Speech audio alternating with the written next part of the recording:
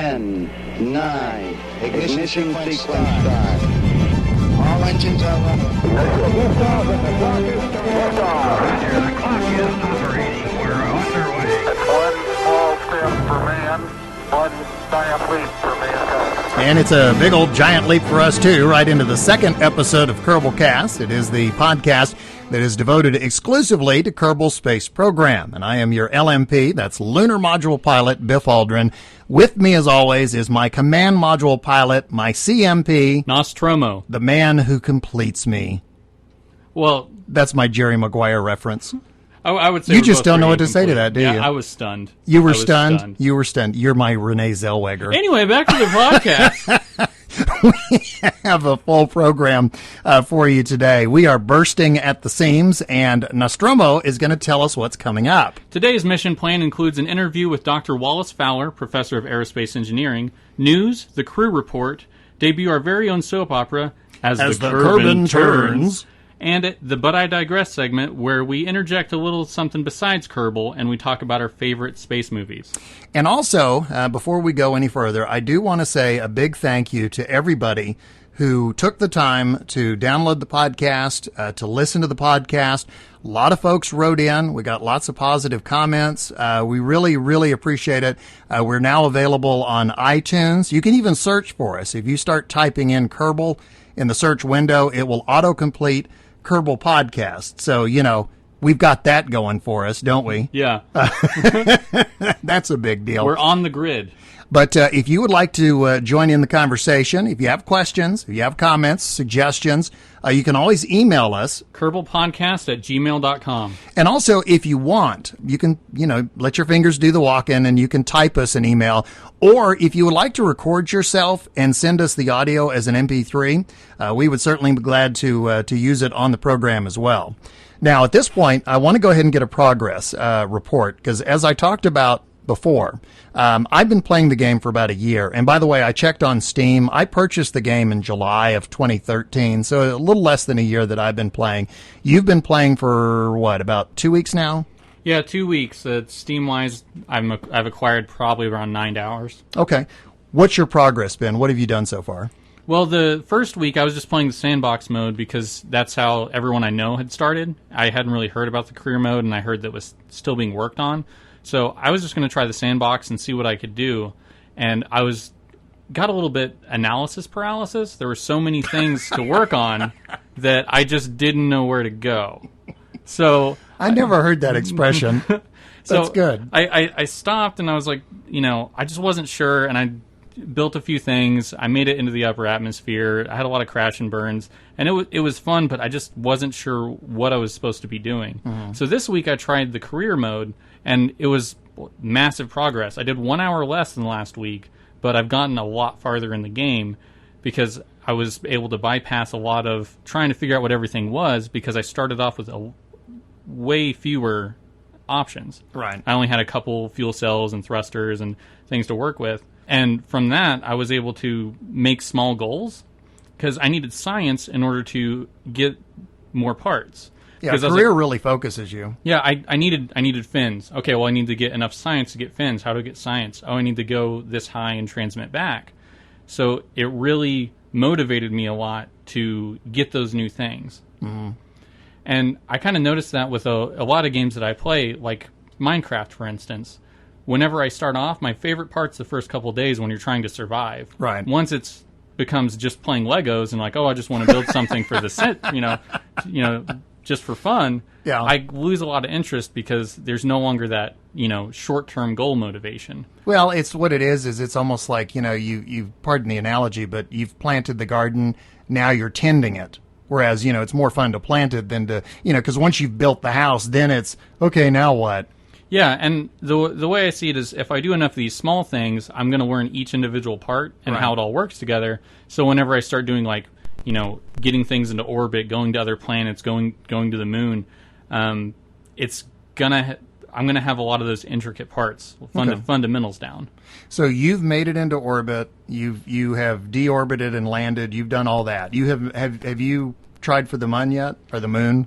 Moon? I haven't made a full orbit around Kerbin yet. Okay. So I'm currently working on that, finding out how to get something that's not too heavy and get the most bang for my buck as far as thrust goes. Mm-hmm.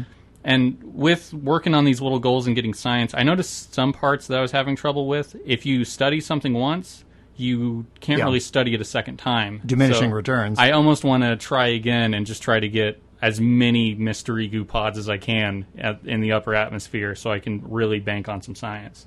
Well, I don't know if this is typical, but I mean, your progress is pretty close to mine, because when I started the game, those suborbital hops, I was real good at those. Now the full orbit, not so good.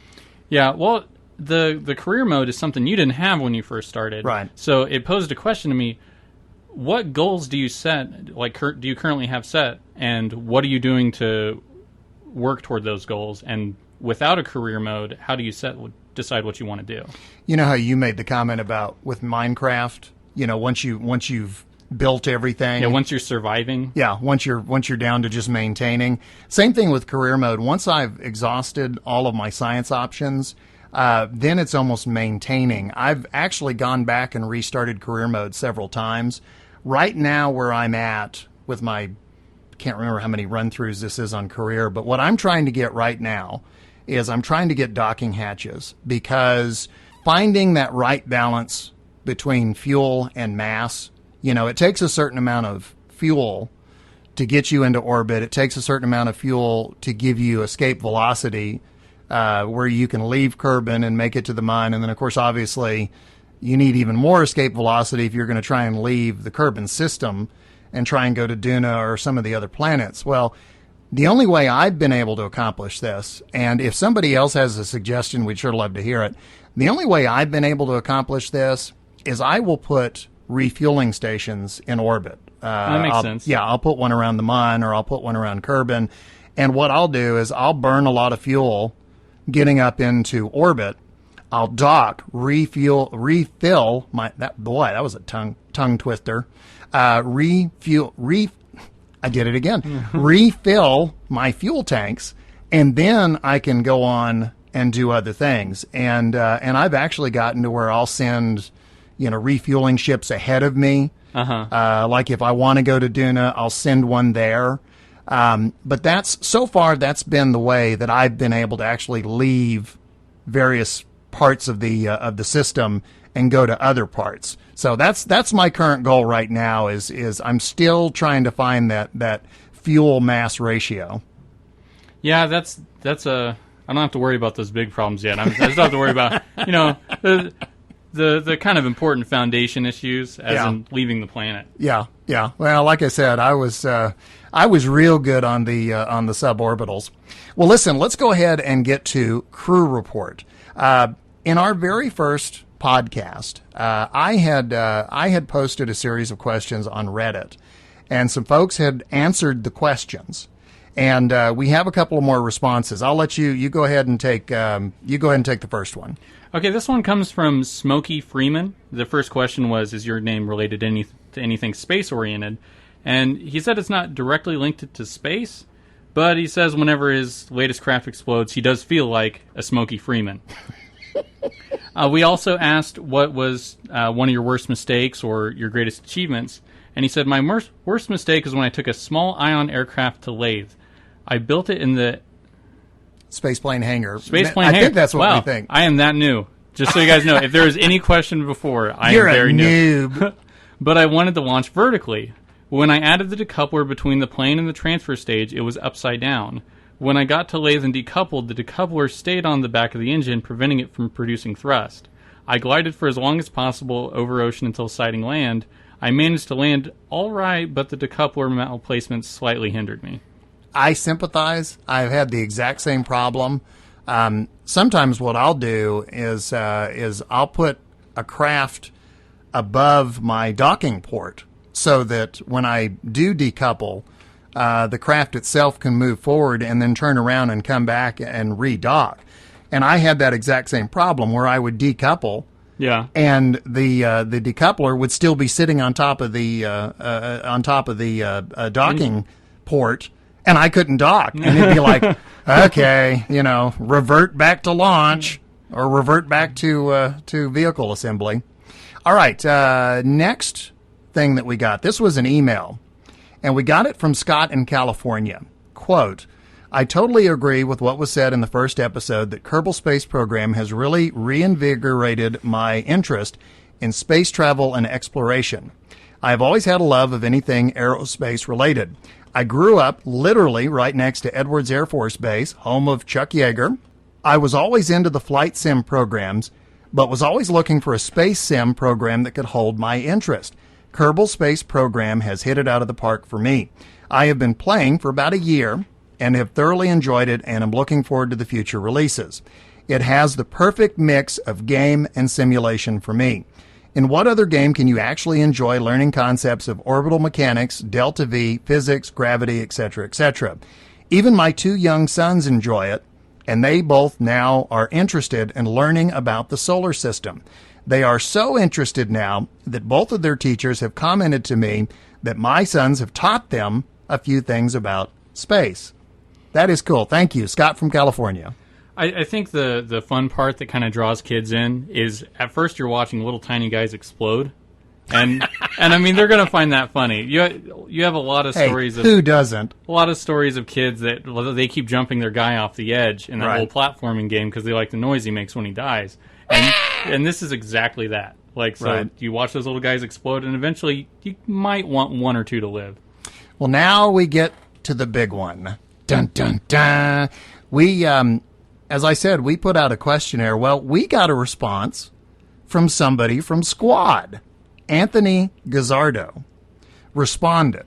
And I'm going to read a couple of these, and I want you to read a couple, okay?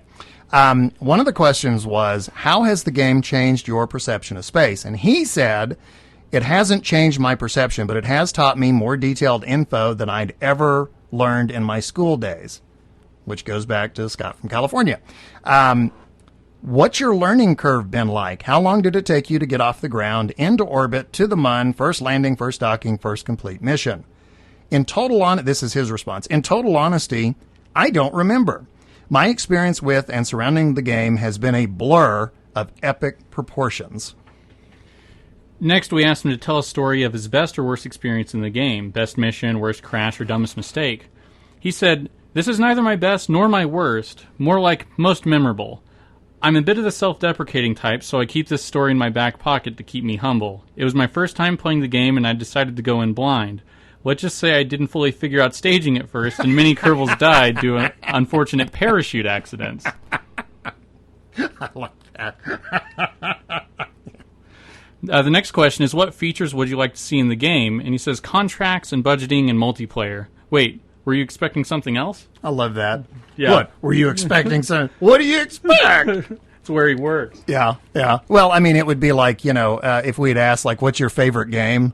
Yeah. He'd be like, let me think about that one for a minute. Well, now we have talked about how much this game teaches you. One of the things that it teaches you is orbital mechanics. And I thought that it would be kind of neat to actually learn a little bit more from an expert. So I did a Google search for professor of orbital mechanics. And the first response came up was University of Texas. And so I called, and the individual that answered the phone was Dr. Wallace Fowler. And he is a professor of aerospace engineering and engineering mechanics. And by the way, when I told him, I said, get ready, you're going to hear some really stupid questions. He said to me, there is no such thing. And I thought to myself, ooh, I'm going to put that to the test. Yeah, there's no stupid questions, only stupid people. Yeah, and the questions that they ask. I'm both. But anyway, my first question was this. Very simply, I asked him, why do objects orbit in space? You're up there, and number one, you don't have any air, so there's no drag, no air resistance. Okay, you're up high enough, so there's no air resistance. And if you throw something, it curves. Okay, you throw a ball up and it curves. Now let's get on a real tall tower and let's throw something, and it curves and it falls to Earth. And then you throw it a little faster and it curves and falls to Earth. If you throw it fast enough, it curves and the Earth curves underneath it at the same rate. So basically, its altitude doesn't change as it goes around because it's run fast enough. If you throw it even faster, it goes higher above the Earth, and it comes around and it comes back around. But basically, it's falling around the Earth, but it's moving fast enough that it just keeps falling around and around and around. And that is the relationship between speed and altitude. Oh, yeah, sure. Sure, and the further, the higher you are in an orbit, because gravity varies with distance, it goes less. It's an inverse square law, but it gets less as you go further out. The things actually move slower in orbit at high altitudes than they do at low altitudes. You can see a satellite go over. Have you ever looked up and seen space station go over? You know, it goes across the sky pretty quick. Think about the moon. The moon doesn't go across the sky very quick at all. In fact, it just kind of hangs up there, and the Earth turns underneath it. It's way, way high. So the moon goes around us every 28 days, and it's 60 Earth radii out there, and space station goes around about every 90 minutes because it's real close in. Gravity's a lot stronger close in. Let's talk about gravity. I have always thought of gravity in terms of if you took a bowling ball and set it in the middle of a trampoline, the warping effect of the fabric is a good way to think of gravity. Sure. Okay. That's a good way to think of it. Now, if you think about that in gravity and you think about that warping effect of that fabric, if the fabric was real smooth and there wasn't any weaving or anything in it, and you think about, let's think about that being the Earth and the gravity's down there. If you could roll a ball or a marble sideways, perpendicular to the radius out from the center of the bowling ball, and you roll it around and you roll it around at just the right speed, it would go around and around and around that thing in a circle in that warped hole.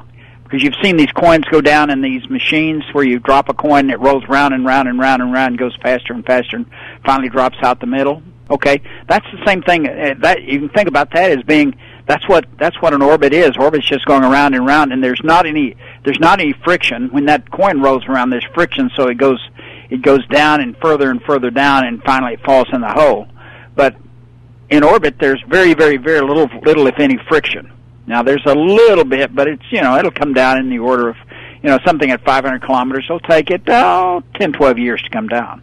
I always think in terms of a roulette wheel as well. The little marble going around, the slower it goes, it drops. Yeah, it drops, It goes around. Same thing. Explain to me why any orbit has an apoapsis and a periapsis. Okay.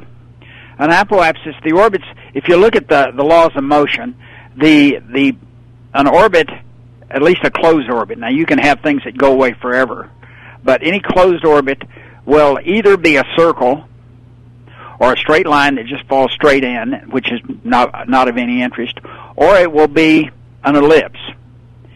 And what you're doing when it's going, it goes higher and goes higher and higher and higher. If it's going too fast at the low point, it'll go higher and higher and higher, and finally it's like going up a hill and you run out of energy. You fall down the hill and you speed up again, and so you're trading height for speed. As you go up, you go slow down. As you come back down, and the apoapsis is for Earth is called the apogee, and the perigee, G standing for Earth. But basically, what you're doing at the low point, you're high speed and low altitude. At the high point, you're high altitude and low speed. So you're trading energy. You're trading the energy of height for the energy of it's called kinetic and potential energy. Potential energy when you're real high, kinetic energy or energy of speed when you're real low. Even if you're tracing a circle around the equator of the Earth, you are still rising at one point and falling at the other. Maybe, maybe not. If you're in a circular orbit, you're not. You're not? No, in a circular orbit, you're at the same distance. If the Earth, consider the Earth to be a perfect sphere. If it's not a perfect sphere, you've got a little bit of weird things going on. But for you can go in effectively in an almost circular orbit. You can get the orbits. You can put yourself into an orbit that's pretty darn close to circular, or you can put yourself in an orbit that's very, very, very elliptic if you want. The orbit that goes from low Earth orbit up to geosynchronous orbit and comes back down. That thing is. On one end, it's at about it's probably, it's one end of it is probably 6 times further away from the center of the Earth than the other. I may be misunderstanding my terms here. Please correct me if I'm wrong. My understanding is when you go from apogee to perigee, you're falling, and Yes. when you go from perigee to apogee, you're rising. Yes, that's true. And isn't that also if you are at, for example, a 90-degree angle, you're tracing the equator? I'm not sure what you mean by tracing the equator. What I'm saying is, if you were looking directly at the Earth Okay. on its north-south axis, Yeah. and you were tracing a 90-degree circle around the equator, you understand what I'm saying? You're going from left to right, basically. Left to right, okay. Are you still rising and falling in that orbit? It depends on, the orbit has 2 things. The orbit has a size, and it has 6 things that describe it. But it has, first off, if the orbit is for the orbit's in a plane, the plane doesn't have to be in the plane of the equator. The plane can intersect the Earth at any angle at all you want. Just take a sheet of paper and pass it through the Earth at any direction. If you have a sphere, you can pass it through. You can cut an apple through the core. You can cut it across the middle, or you can cut the orbit plane. Orbit is basically in a plane, and that plane can cross the Earth at any angle you want. It can be through the poles, or it can be along through the equator, or it can be, and then that angle is totally independent. The first order, at least, is totally independent of the shape of that, size and shape of that orbit. The plane the orbit's in can be any plane, and a lot of orbits, for example, are near the pole. They pass almost over the poles. Other orbits, like all the communication satellites, are basically in the plane of the equator, and they can be just about anywhere you want to put them. And there you're talking geosynchronous, correct? Geosynchronous orbit, yeah. Geosynchronous orbits, they're about 6.5 Earth radii out, and they're very close to circular, very nearly circular orbits, as close as they can make them. And those are circular orbits that are just out there, and they're geosynchronous. It's called, actually, the right word's geostationary. Geosynchronous, all geosynchronous says that it rotates at the same rate as the Earth does. Geostationary says it rotates the same rate as the Earth does and stays stationary above a point on the equator. I want to go back to something that you said earlier. You made the comment, when I was saying apoapsis and periapsis, you said that for Earth, it's apogee and perigee, the G meaning Earth. Yeah. So does the term change depending on the body? For example, Yeah, sure. What is, for example, the moon? Can be apolune or perilune or aposelene or paraselene, depending on what you're looking at. For Mars, it's apoarian and paraarian, perigove and apogove for Jupiter, perihelion and apohelion for the Sun. But apoapsis is that's the generic term. Is there any difference in an apoapsis on the Earth and an apoapsis on the moon? Well, it's still a high point on the orbit, except the moon is the center of the orbit for the moon for the moon's apoapsis, or going around Jupiter. Jupiter's the central body. All that the thing at the tail end says is, who am I orbiting around? Am I orbiting around the moon? Am I orbiting around the Earth? Am I orbiting around the sun? Earth itself has a perihelion and an aphelion, and Earth is at perihelion in December, closest to the sun, not by much, but it also happens to be tilted away from the sun for us, for the northern hemisphere, so we get winter at that time. Last area that I want to go to, I want to talk to you about rendezvous, orbital rendezvous. Sure. Very difficult to get 2 objects going in an orbit to meet each other and connect. Yeah. Can you explain what's happening there? Well, what happens when you're doing rendezvous, the first thing you want to do is you want to basically, if you're most rendezvous usually have one active body and one passive body. Like the space station will not be maneuvering, and the thing that's rendezvousing will be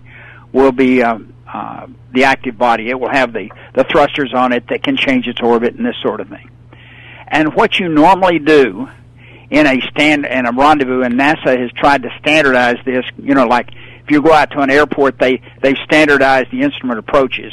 NASA has tried, and they try to standardize these rendezvous so that they're the same every time. What you do is you approach it from below and behind, and you basically the paths themselves, due to the fact you're both in an orbit, are if you looked at it from a space station point of view, the path would look like a curve, and they're all both folding around the Earth. But basically, you approach it from below and behind, and very, very, very carefully.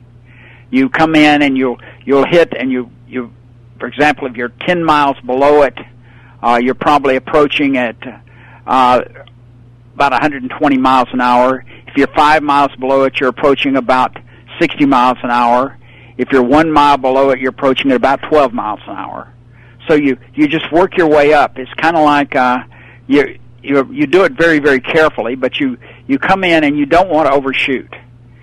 But the difference, rendezvous is kind of like driving in traffic on the freeway. As long as you're driving at the same speed as the guy up ahead of you, or you can approach him you're at 60 miles an hour and he's at 58 miles an hour, you're going to approach him very slowly. And, then you get closer and you're going to slow back to 59 miles an hour, and then get really close and you're at 58 and you're keeping the same distance. It's the same way they do it with rendezvous. They come up very carefully. When they're far away, they can have a fairly rapid rate of closure, but as you get closer and closer, you basically slow down. You're talking about relative motion, and the concept that, because we talked earlier about speed and altitude being linked, the concept that you speed up to slow down relative to another object, or vice versa, slow down to speed up, is that a concept that you have difficulty getting across to people because it's so counterintuitive to what we experience on Earth? Well, what you do, let's say you're below you're below an object, and to get up, to get higher, you have to speed up a little bit. If you're in a circular orbit, a low circular orbit, and he's in a higher circular orbit, you're going slow. You're faster than he is. You're in that low orbit. You're faster than he's moving. But in order to get where he is, you have to speed up a little more, and then you go up that hill. And as you go up that hill, you're coasting up that hill, and you coast up the hill, and Mother Nature, gravity mainly, slows you down. And so if you time it just right, you can speed up and then coast up underneath him, and slowly, and Mother Nature will slow you down enough with gravity to match your speed when you get close to him. And what you basically do is you start far enough behind that you speed up a little bit and get a little higher, and you speed up a little bit and get a little higher, and every time you get a little higher, you slow down again. And sooner or later, your speed is, you slowed down more than you sped up. Mother Nature slowed you down more than you sped up. And so as you get a little higher and higher, your speed is getting closer and closer and closer to his. So if you want to dock two objects, for example, you use the example of the International Space Station and, let's say, Space Shuttle. Sure.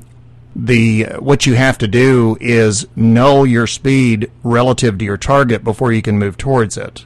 Oh yeah, you got to know your speed, and you've got to be, and you got to know you've got to know your.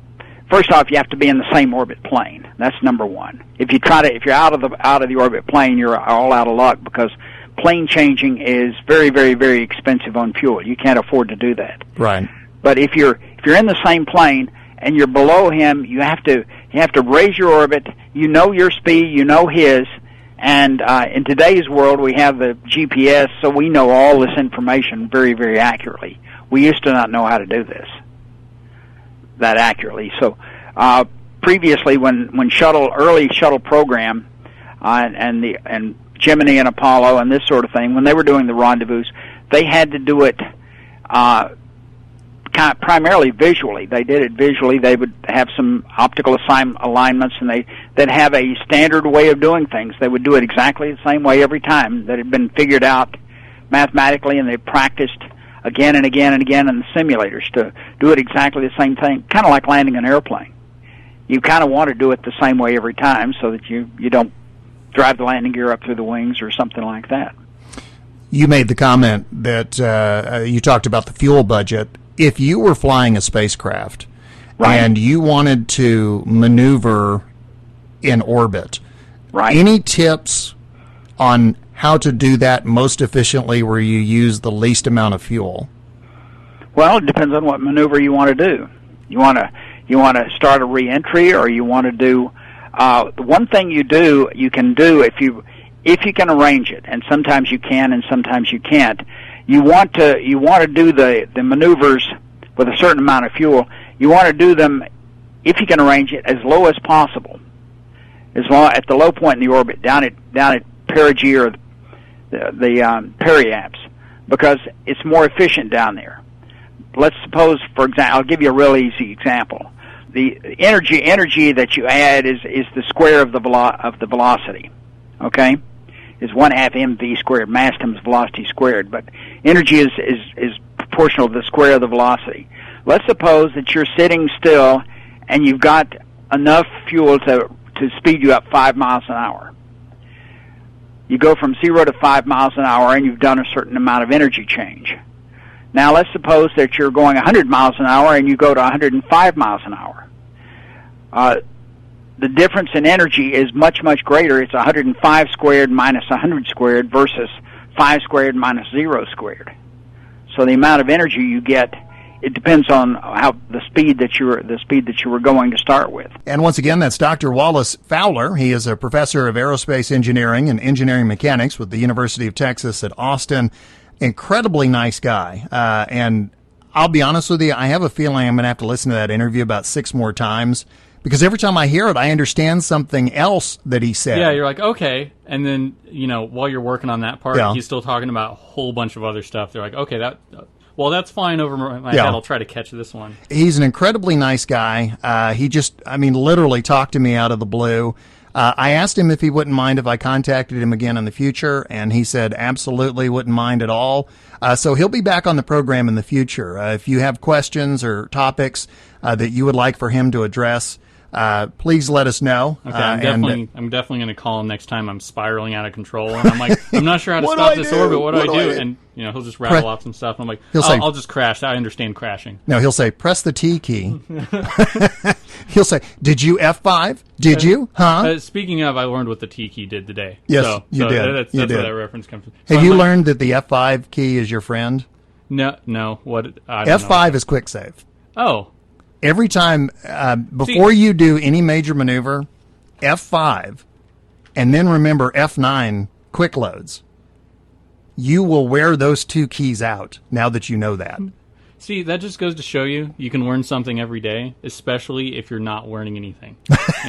Like if even from an old geezer like me. You don't pay attention to anything, and you learn something new every day. By the way, I never told you this. Do you know that, I guess because I gifted Kerbal to you on Steam. Yeah.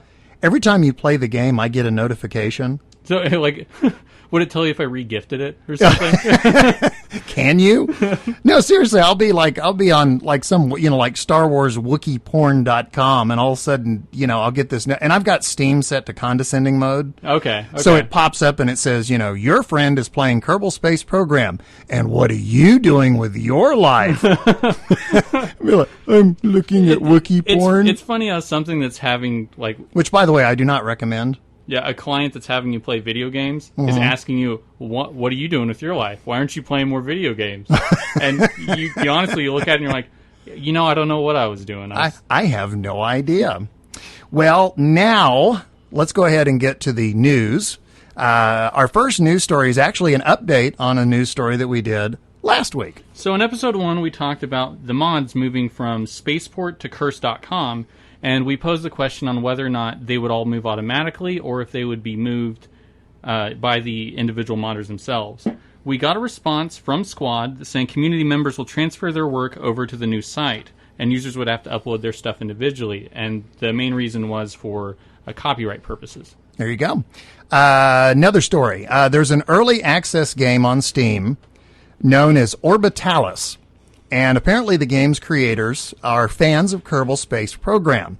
According to independent developer Alan Zucconi, Orbitalis features homages to other games, including a secret level that recreates the Kerbal solar system. And our next story.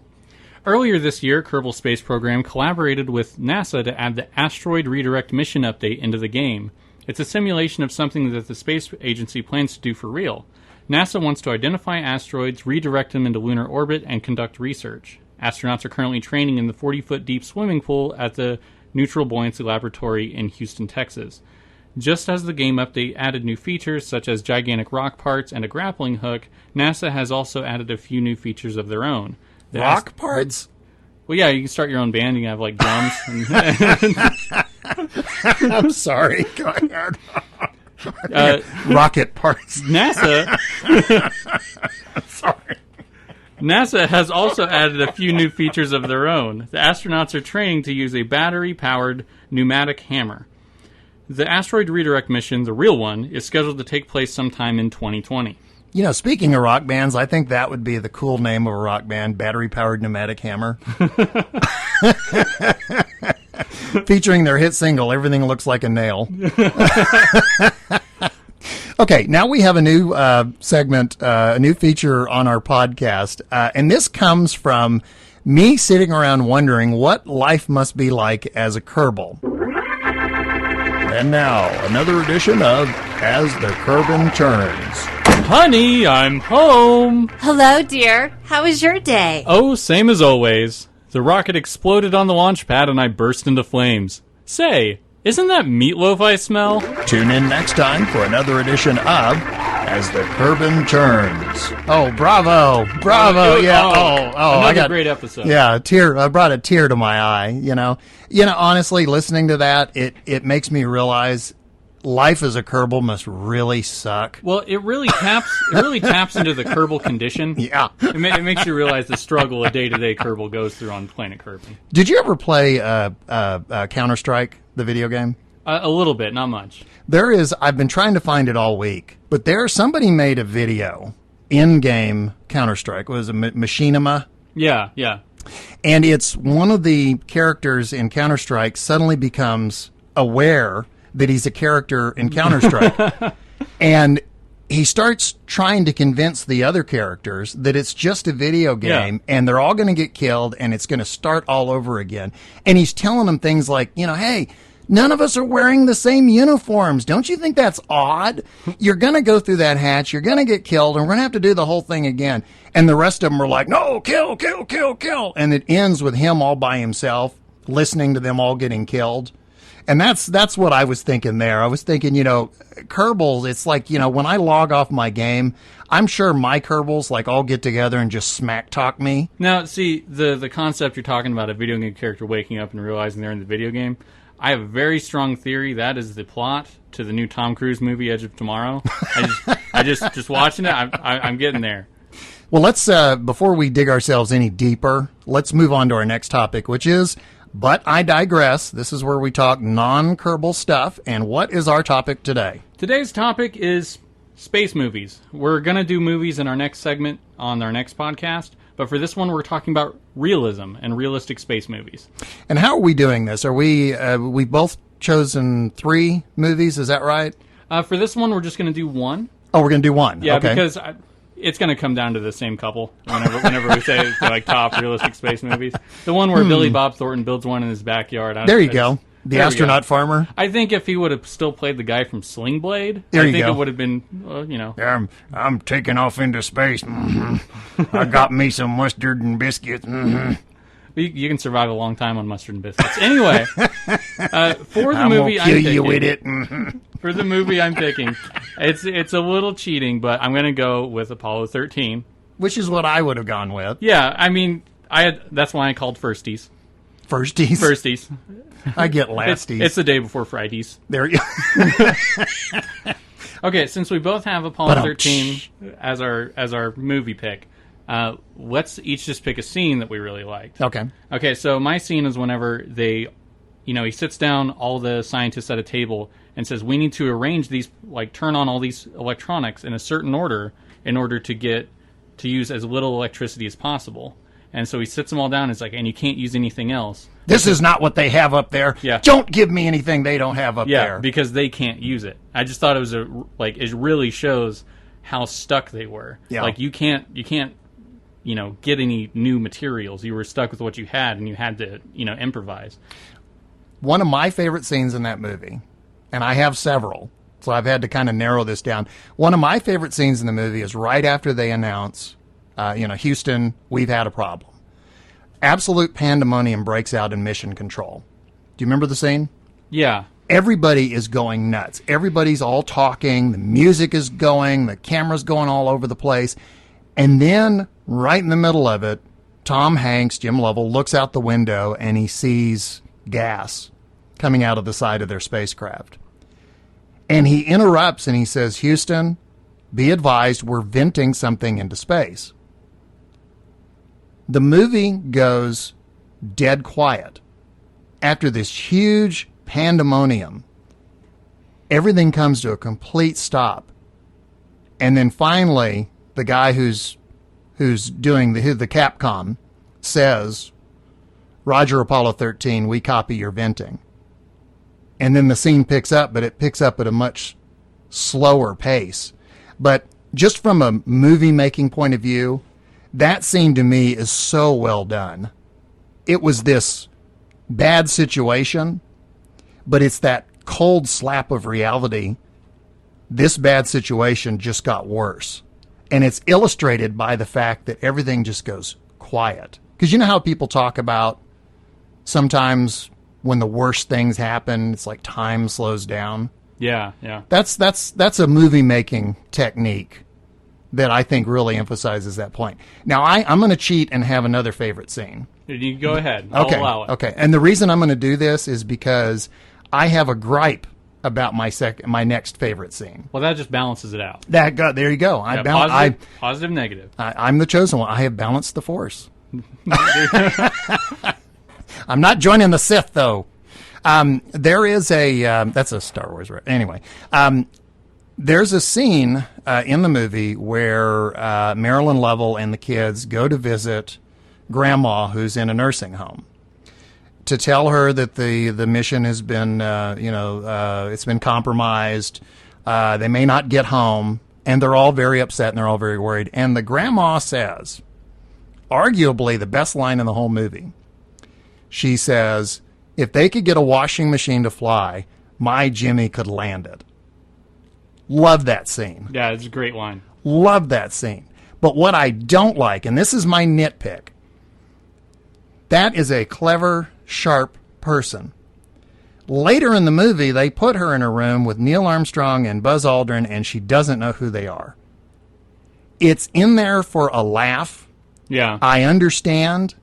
But to me, after setting her up as such a great character, so sharp and so wise and so clever, to then turn around and act like she wouldn't know who Neil Armstrong and Buzz Aldrin are? And this was a few months out from the moon landing. Yeah. Who wouldn't know who they are? I mean, it was on TV everywhere. Yeah. Everyone was watching it. You're going to know who these people are. Yeah. I mean, unless she was like fading in and out of cleverness. Yeah, and at that point, it's like they were using the character for comedy, Yeah. but they weren't realizing there wasn't continuity in the kind of comedy she was doing. Yeah. Comedy with a capital K. Yeah. Anyway, so those are two of my favorite scenes. One of them has a nitpick, one of them does not. Well, that wraps it up for But I Digress. And as always, that wraps it up for our program as well. I do want to remind you that we would love to hear from you. If you have questions, comments, suggestions, send it to our email address. kerbalpodcast@gmail.com. You can do text, or if you would like to send us audio, send it as an MP3, and we'd certainly love to use it on the program. In the meantime, enjoy playing Kerbal Space Program. Big thank you to everybody who's written in. Big thank you to Squad. And also a big thank you to the person providing our music for us. Professor Soap, you can find him at facebook.com/Professor Soap. And we will see you again next time for another edition of Kerbalcast. I am your LMP, Biff Aldrin, and my CMP, Nostromo. See you next time. Nostromo. And this is what we have ready for you today. Yeah. Just just go right into it, okay? And also, we would like to thank everybody who took their time to write and comment on the podcast. We have gotten a lot of responses, and the responses have been wonderful. Take two. Was it the writing in? I guess. You know what? I was just kind of fumbling. Today we have an interview with Dr. Wallace Fowler. You rocking the mic. Okay.